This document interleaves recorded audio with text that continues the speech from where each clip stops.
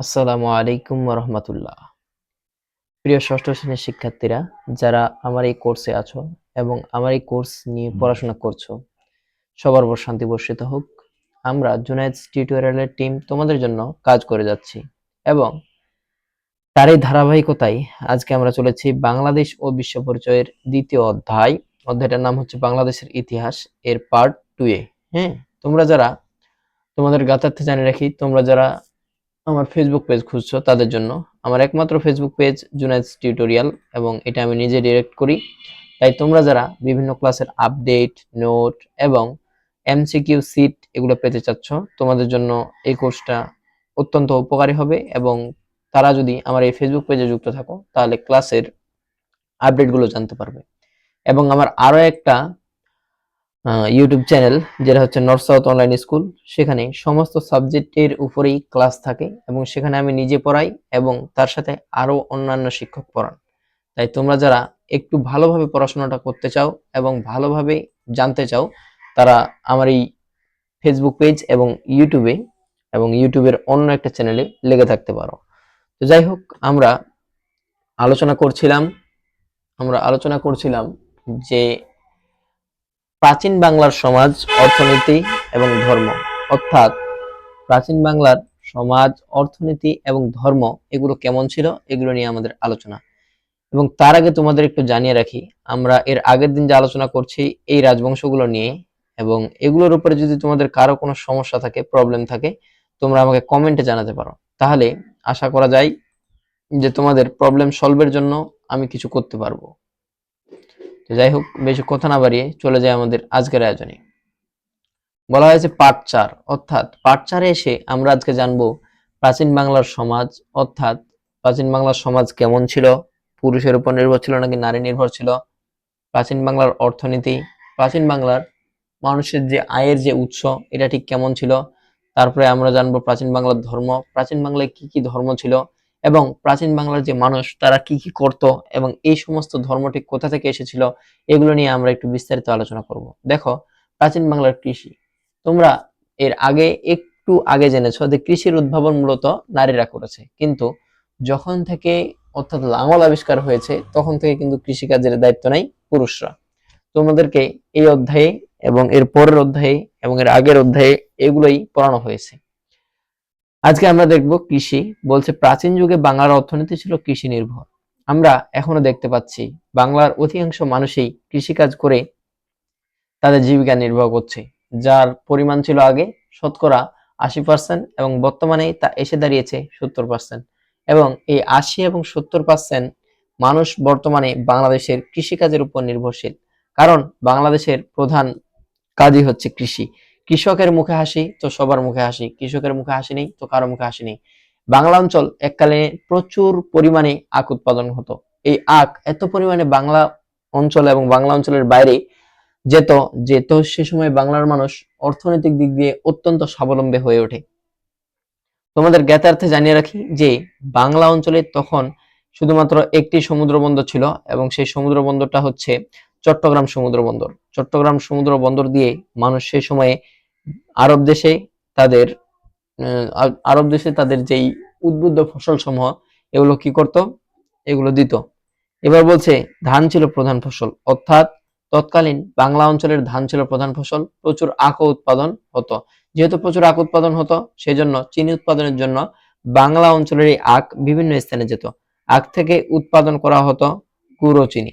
অর্থাৎ আখ থেকে কি উৎপাদন করা হতো? আখ থেকে উৎপাদন করা হতো গুড় এবং চিনি। এই গুড় এবং চিনি বাংলার মানুষ এক পরিমাণে এক সময় এত কম দামে খেতে পারতো যে তা কল্পনার বাইরে। কিন্তু বর্তমানে কি আমরা সেই গুড় আর চিনি পাচ্ছি? না, সেই গুড়েরও দাম বেশি এবং চিনিরও দাম বেশি, কারণ মানুষ বর্তমানে আর কৃষির প্রতি আগ্রহী না। এবার বলছে এই গুড় ও চিনি বিদেশে রপ্তানির কথা জানা গিয়েছে। অর্থাৎ চিনি ও গুড়ের যে রপ্তানির কথা, এগুলো বিদেশে রপ্তানির কথা জানা গিয়েছে। তুলা, সরিষা ও পান চাষের জন্য পরিচিত ছিল বাংলার মানুষ পান অত্যন্ত পছন্দ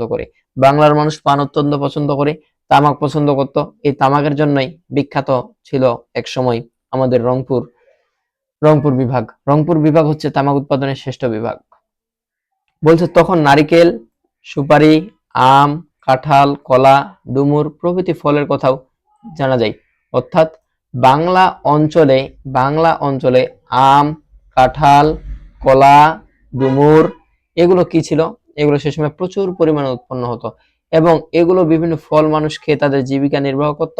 এবং তারই পরিপ্রেক্ষিতে আমরা দেখতে পেয়েছি যে বাংলা অঞ্চলের বিভিন্ন এলাকায় বর্তমান সময়ে যদি দেখো যে আখ মিল অর্থাৎ ইক্ষু গবেষণা কেন্দ্র এগুলো আছে। এবার বলা হয়েছে কুটির শিল্প। কুটির শিল্প কি? তোমাদেরকে সহজ করে যদি আমি কুটির শিল্পের সংজ্ঞা জানাই, কুটির শিল্পের সংজ্ঞা হচ্ছে যখন কোনো কিছু ক্ষুদ্র পরিসরে বাড়ি বা ঘরে অল্প পরিসরে উৎপাদন করা হয় এবং তা দিয়ে জীবিকা নির্বাহ করা হয়, তখন তাকে বলা হয় কুটির শিল্প। কুটির শিল্প। প্রাচীন যুগ থেকেই বাংলার তাঁতিরা মিহিসুতি ও রেশমি কাপড় বুনতে পারদর্শী ছিল। অর্থাৎ প্রাচীন কাল থেকে, আগেকার সময় থেকে বাংলার যে মানুষ, বাংলার মানুষ মিহিসুতি এবং রেশমি কাপড় বুনতে পারদর্শী ছিল। আমাদের মসলিন কাপড় ছিল পৃথিবী বিখ্যাত, যা রপ্তানি হতো। অর্থাৎ মসলিন কাপড় ছিল পৃথিবী বিখ্যাত।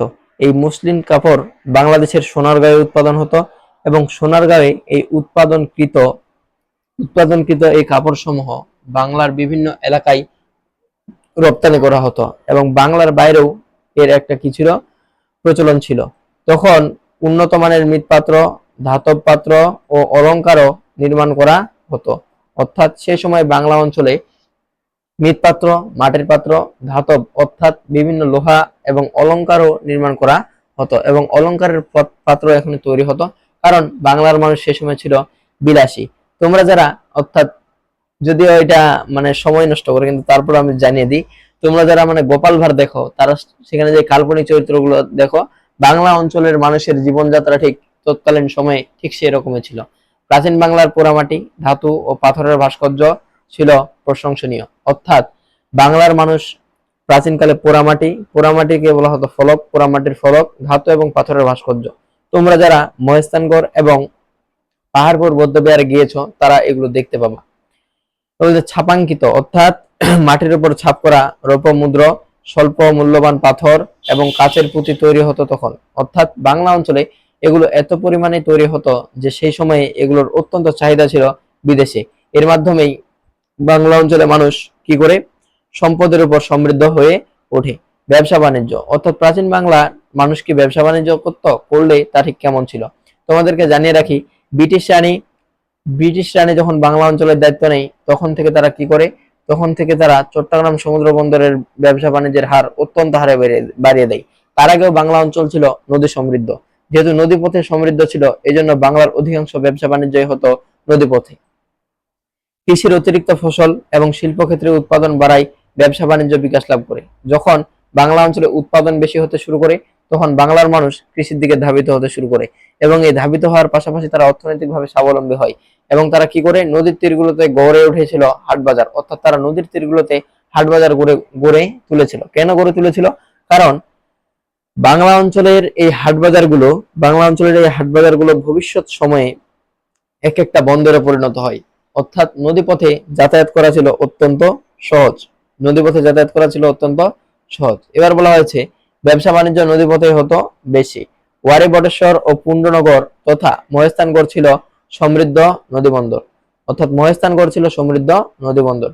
ভারতবর্ষের বিভিন্ন বন্দর ছাড়াও দক্ষিণ পূর্ব এশিয়া ও ভূমধ্য সাগর অঞ্চলে প্রেরণ করা হতো তৎকালীন বাংলার পণ্য। অর্থাৎ তৎকালীনে সেই সময়ে আরব পর্যন্ত বাংলার এই পণ্য চলে যেত। এই বাংলার এই সমস্ত পণ্য কি হতো? আরব উপমহাদেশে গিয়ে বাণিজ্যের মাধ্যমে বাংলার মানুষের কাছে অর্থ আসতো।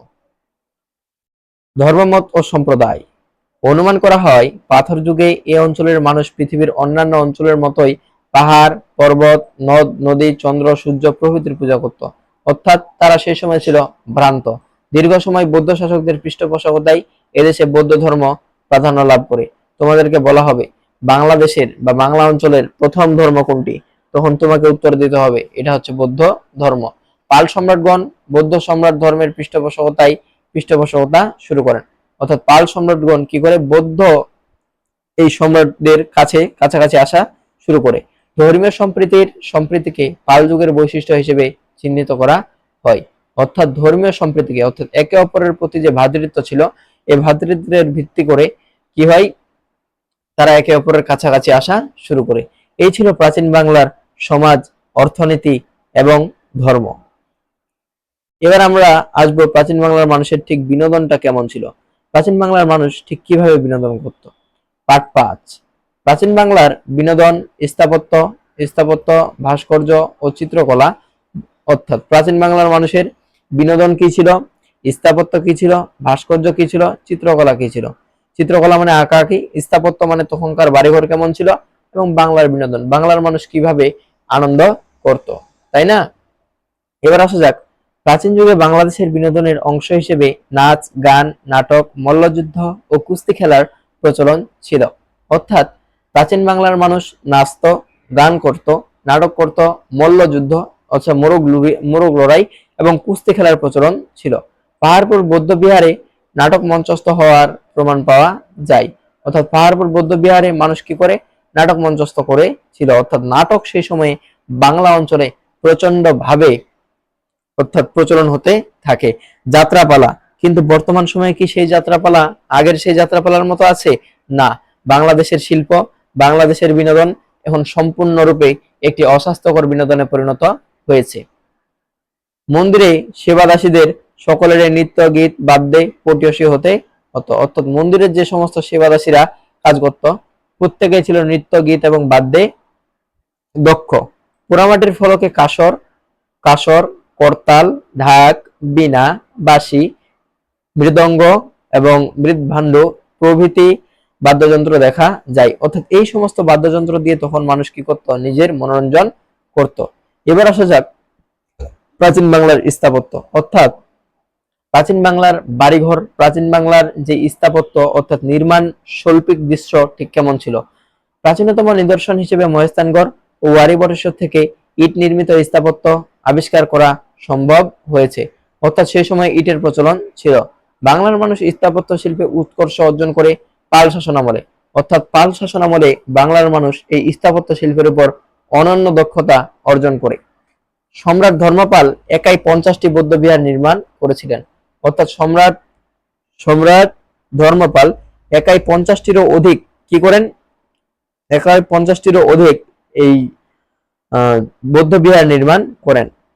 দেখো তোমাদেরকে এগুলো যদি আমি একটু দেখাই, দেখো সোমপুর মহাবিহারের এখানে ছবি দিচ্ছে, সোমপুর মহাবিহার নওগাঁ। তোমরা এগুলো এই জায়গা সমূহগুলোতে যাবা, পিকনিকে যাবা, তাহলে কি হবে, মানে বিভিন্ন পার্কে না গিয়ে এগুলোতে কষ্ট করে একটু যাওয়ার চেষ্টা করবা, তাহলে তোমাদের এক্সপিরিয়েন্স বাড়বে, অভিজ্ঞতা বাড়বে, ফলশ্রুতিতে তোমরা ইতিহাসকে আরো কাছে থেকে জানতে পারবা। এবার আসা যাক ভাস্কর্য ও চিত্রকলা। অর্থাৎ ভাস্কর্য কি, মানুষ সে সময় যে মূর্তি তৈরি করত সেই মূর্তিগুলো নিয়ে একটু আলাপ আলোচনা করা হবে। ওয়ারী বটেশ্বর হচ্ছে পাশাপাশি দুটি গ্রাম। মহেস্থানগড় হচ্ছে বগুড়া শহর থেকে একটু দূরে অবস্থিত। পাহাড়পুর ও ময়নামতি প্রভৃতি অঞ্চল থেকে আবিষ্কৃত পোড়ামাটি, পাথর ও ধাতব ভাস্কর্য মূর্তি প্রাচীন বাংলার শিল্পকে পরিচয় দেয়। অর্থাৎ প্রাচীন বাংলার শিল্পটা ঠিক ছিল অত্যন্ত প্রাচীন। অর্থাৎ এটা এত পরিমাণ দক্ষ একটা শিল্প ছিল যার অস্তিত্ব বর্তমান সময়ে খুঁজে পাওয়া যায় না। এবার আসে গুপ্ত পাল যুগের ভাস্কর্যগুলোর চিত্রশিল্পী ছিল অনন্য, অর্থাৎ একদম আলাদা, অন্যতম। পাল যুগে দুজন বিখ্যাত ভাস্কর ও চিত্রশিল্পী ছিলেন ধীমান পাল ও বিট পাল। এই দুইটা নাম তোমাদের খুব ভালোভাবে মনে রাখতে হবে, কারণ আমি তোমাদেরকে যখন এমসিকিউ পড়াবো তখন ঠিক এই নামগুলোই আসবে। ওদিকে সেন যুগের শ্রেষ্ঠ শিল্পী ছিলেন সুলপানি, তার নাম ছিল সুলপানি। তখনকার বিভিন্ন পাণ্ডুলিপিতে বৌদ্ধদেব দেবীকে চিত্রকর্মের মাধ্যমে প্রকাশ করা হতো। তাহলে এই থেকে আমরা জানতে পারলাম কি, যে তৎকালীন সেই সময়ে বাংলার মানুষ সম্পূর্ণভাবে মৃৎশিল্পের উপর নির্ভর ছিল এবং মৃৎশিল্পের মাধ্যমে তারা তাদের জীবিকা নির্বাহ করত এবং এর ধারাবাহিকতায় তারা এককালীন সময়ে নিজেদের পরিচিতি সমস্ত বাংলা অঞ্চলে তুলে ধরে। তো এই ছিল আমাদের আজকের আয়োজন। তোমরা যারা জুনায়েদ টিউটোরিয়ালের প্রতিনিয়ত সাথে থাকছো সবাইকে ধন্যবাদ। সবার উপর শান্তি বর্ষিত হোক। আসসালামু আলাইকুম ওয়া রাহমাতুল্লাহ।